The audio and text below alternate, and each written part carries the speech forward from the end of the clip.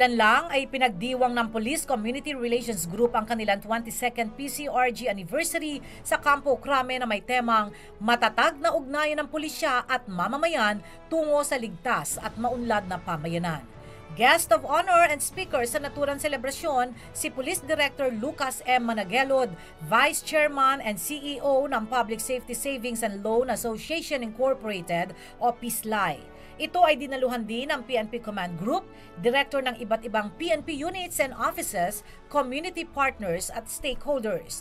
Dito rin ay pinarangalan ang mga outstanding PCRG personnel na nag-ambag ng malaking kontribusyon sa buong unit na alinsunod sa kanilang transformation journey.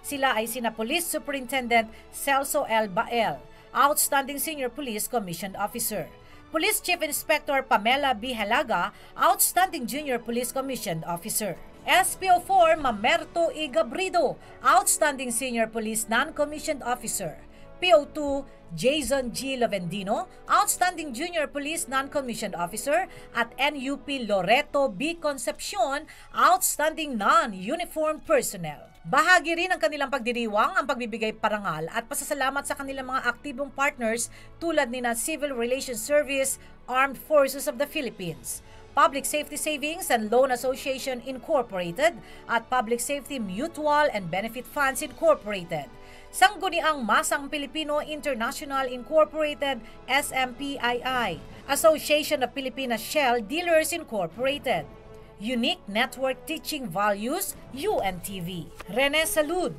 Mark Cedric de Guzman. Naging napakamakabuluhan ang nasabing selebrasyon ng 22nd Police Community Relations Group. Patuloy sila sa kanilang mga programa at aktibidad. Samantala, bilang bahagi pa rin ng 113th Police Service Anniversary Celebration, nagkaroon ng iba't ibang programa sa Campo Crame. Biyernes ng umaga, naging panauhing pandangal ang Pangulo ng ating bansa, His Excellency Benigno Simeon Aquino III. Dito ay ginawaran ng parangal ang mga PNP units at PNP personnel na nagbigay ng natatanging serbisyo at pagganap sa kanilang mga tungkulin. Kabilang dito sina Police Deputy Director General Felipe L. Rojas Jr., the Deputy PNP Chief for Administration Individual Achievement Award in the field of Police Administration; Police Director Benjamin B. Magalong, Director Criminal Investigation and Detection Group, Individual Achievement Award in the field of Criminal Investigation; Police Superintendent Lambert A. Suerte, Company Commander, Benguet Provincial Public Safety Company, Benguet PPO, Pro Cordillera Unit Achievement Award in the field of police operations; Police Chief Inspector Juanito B. Gases Jr., Chief Information Systems Integration Management Section, SIMD DICTM Individual Achievement Award in the field of General Support; Senior Police Officer 1 Dominador M. Canlas, Intelligence Security Operations PNCO, Intelligence Branch, Tarlac PPO, PRO3, Individual Achievement Award in the field of Police Intelligence; Police Officer 2 Crisandra B. Agabao,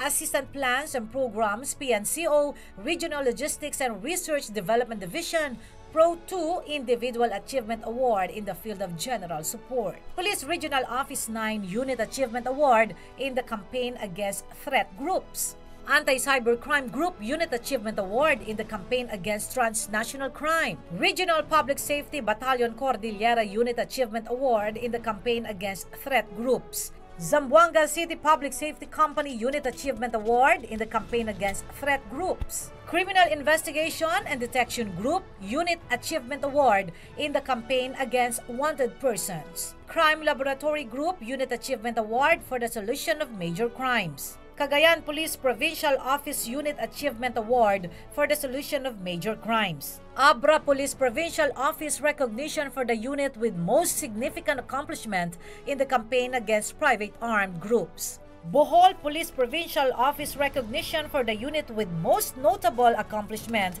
in the field of disaster rescue and relief operations; President Roxas Municipal Police Station Recognition for the unit with a successful campaign in internal security operations by repelling the attack of armed bandits; Anti-Illegal Drugs Special Operations Task Force Recognition for the unit with significant achievements in effectively neutralizing drug trafficking syndicates operating in the country; Sinundo naman ito ng gabi ng pasasalamat na dinaluhan ng PNP Command Group, directors ng lahat ng PNP offices and unit, foreign counterparts. Samantala nitong Lunes lang ay ginawaran din ng mga PNP personnel at PNP units na nagpamalas ng natatanging pagganap sa kanilang mga tungkulin at serbisyo. Para sa individual award category, kabilang dito sina Police Senior Superintendent Nestor E. Felix, Police Senior Superintendent Gilbert C. Sosa, Police Superintendent Julius C. Suriben, SPO4 Lito T. Pirote, SPO2 Joseph B. Limpangog, SPO1 Jonathan D. Kawalo, at NUP Nelby F. Kabilin. At para naman sa special award, kabilang dito sina Police Chief Superintendent Nestor Feria Kinsay Jr. ng Police Community Relations Group, Police Senior Superintendent Romulo E. Sapitula, at Police Senior Superintendent Eddie F. Langkawon. Ang kanilang tagumpay sa iba't ibang larangan ng trabahong pampulisya ay patunay lamang na ang bawat isang pulis ay nagbibigay ng totoong serbisyo para sa patuloy na kapayapaan at kaunlaran ng ating pamayanan. Saludo kami sa inyo!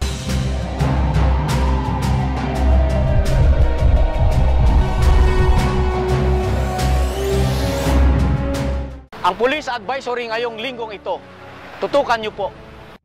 Nailathala sa The Philippine Star noong Hulyo 28, taong 2014 sa artikulong Landmark Mobile Saver na makikita rito ang isang modelo na nakasuot ng uniforme ng isang pulis at kapansin-pansin ang di maayos na pagpapakita sa paggamit ng uniforme ng pulis.